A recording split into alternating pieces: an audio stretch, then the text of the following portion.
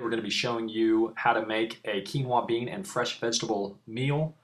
This is great for pre-training, post-training, recovery, or just any time during the day. Step one is going to be to start with your quinoa. You put that into your bowl, then add your water, 2-to-1 water to quinoa ratio. Bring it to a boil, and then once it's boiling, take it down to low or 2 just so it's simmering.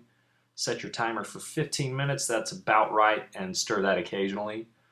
For your beans, I used for this the dark red kidney beans as well as some black beans. You want to make sure those are rinsed well.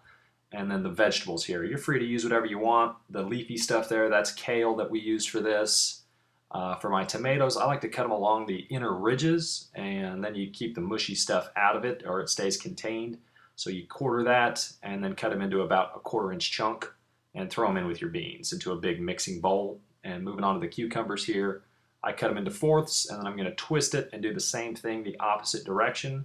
And that gives you a view for how tall I've cut them, so a little bit longer. And that's what it looks like afterwards. If you don't like the mushy seeds, you can toss those out and leave that little extra crunchy exterior. With the bell peppers, I hold the stem, cut down the edges, and then dice that up into small pieces. Moving on to the garlic here, use the outside of your knife and give it a good smack. And that allows the skin to come off a lot easier. You cut the little top off there, and then you're going to dice that up into small little pieces. If you like a lot of garlic, use a lot. If you don't like garlic, don't use any. Again, I want you to adapt this meal into something you like. Here's a look at the onion. You can use any kind of onion you'd like. Dice that up into small pieces as well, and then you have a look at the finished product. I'm going to add some balsamic vinegar and season with black pepper, garlic powder.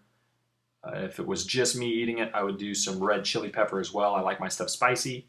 And there it is. Put it over the quinoa. You have yourself a complete protein, something that's not only going to fuel you for your training session, but also is great recovery.